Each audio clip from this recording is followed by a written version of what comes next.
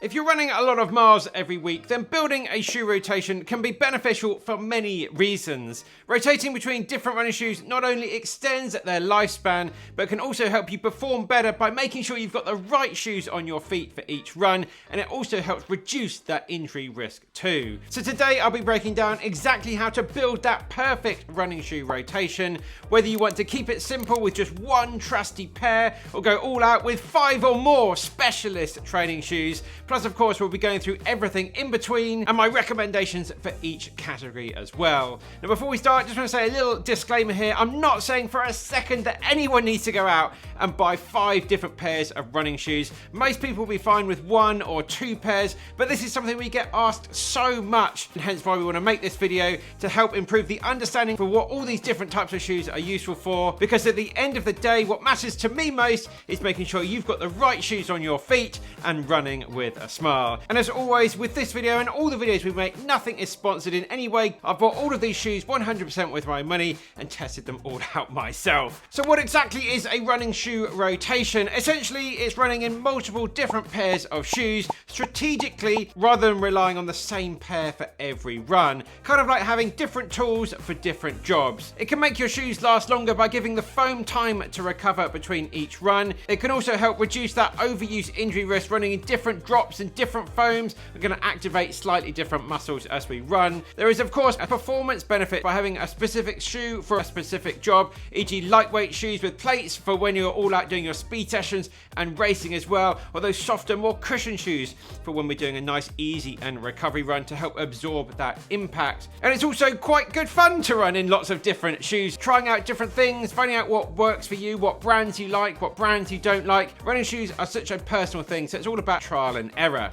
Right, starting out, for anyone that just wants that one shoe rotation. So if you just want one shoe to do all of your runs in, you're going to want to be looking for what's known as a daily shoe. These are going to offer some really good cushioning, comfort and durability as well, with the ability to go faster when needed, with the main aim of soaking up those training miles with minimal fuss. Some really good examples of a daily shoe: the Asics Nova Blast version 5, probably my favorite daily shoe at the moment. Nike's Vomero version 18, which has just come out. The New Balance 1080, the classic from over the years. We are currently now on version 14. Or if you're looking for a really good budget option out there, then have a look at the Adidas SL2. And another top tip here: once you've found that shoe you really like, it can be beneficial to buy 2 pairs of that shoe and then rotating them between each run. Running 2 pairs of shoes side by side are going to last a lot longer than just having 1 pair, wearing them out and then buying another brand new pair after that. As with our body, the foam just likes that little bit of extra time to recover from between runs. Right, moving on to a 2 shoe rotation. I'd love to know your shoe rotations down in the comments as well. What have you got in your rotation? What are your favorites? Let me know down in the comments and we can catch up there. If you want to add that second shoe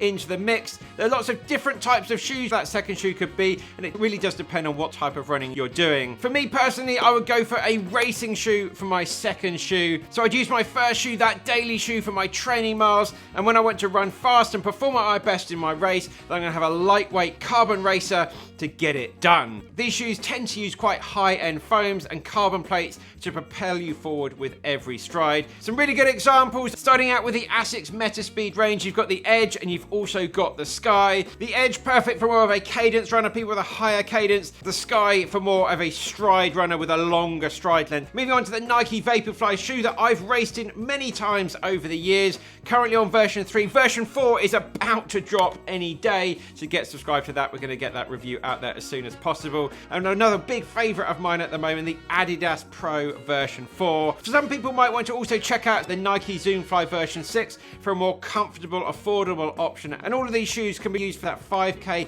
up to marathon distance, and they can also double up as a speed session shoe for your faster workouts, but we'll get on to some more specific speed session shoes later on. Well, let's move on to have a chat about the 3 shoe rotation. So we've got that classic daily shoe to build up our mileage in, and then we've got a shoe to go racing in. So next up, I'm going to add something into the rotation that's on the opposite end of the spectrum, specifically for those easy runs and those recovery runs too. A shoe that is going to be a lot softer with a big chunk of foam underneath our feet to help soak up that impact and look after the legs. These type of shoes tend to be a lot bulkier, a little bit heavier, but it doesn't matter as much since they're only really meant to be used for that slower running. They're built for that comfort and definitely not all out speed. My 3 favorites in the segment at the moment: the New Balance More version 5, very soft, very marshmallowy feel you get with this one, probably the softest shoe I've ever run in. The Asics Gel Nimbus 27, billed as the most comfortable shoe out there, and I really do have to agree with that. And then the Brooks Glycerin Max, a shoe I really enjoyed running in at the back end of last year. And if you're a heavier runner, then these type of higher stack shoes can be really good daily options as well. They've just got a lot more foam underneath them,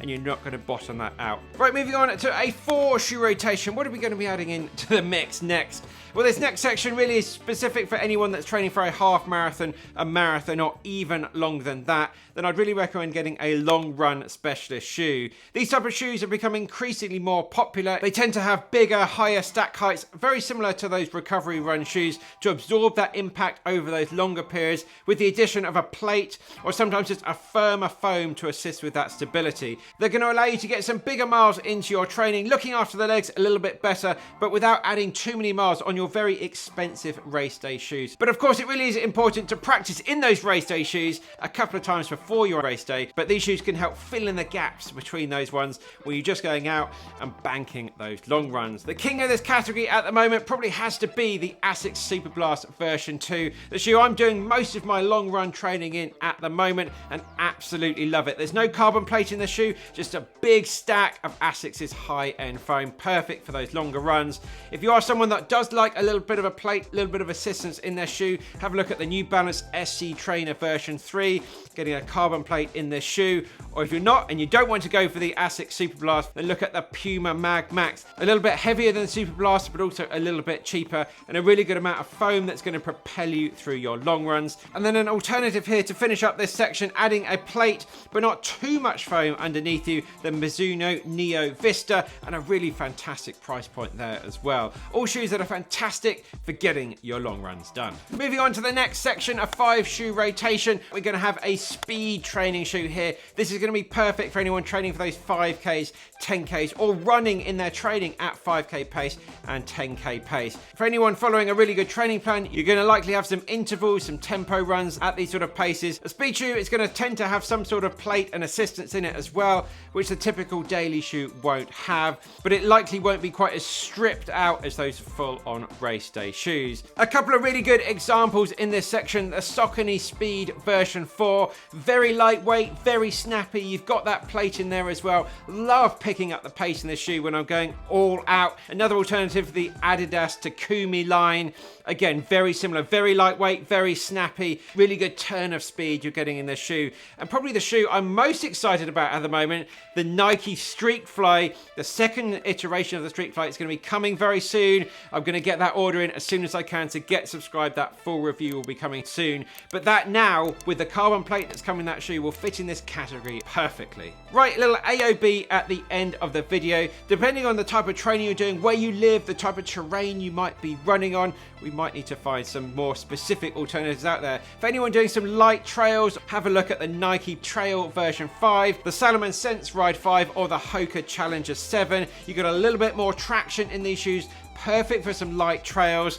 Or if you're doing some track workouts, training for something less than a 5K, maybe a 3K runner, 1500 meter runner, then have a look at the Adidas Adios version 8. Again, the Nike Streak Fly will come in here really quite nicely. Or the Dragonfly, the track spike, which is really going to help with that ground connection and get a much faster turnover, and super lightweight as well. You're really hardly going to feel these shoes on the bottom of your feet. But no matter how big or small your shoe rotation is, knowing when to retire or replace those running shoes is key. We've got a video on the second channel about that, so we're going to see you over there very shortly. Let me know your favorite shoes and what's in your rotation. It'd be great to catch up down in the comments. So that's it, guys. Keep on working hard, keep on getting in. I'll see you very soon in the next one.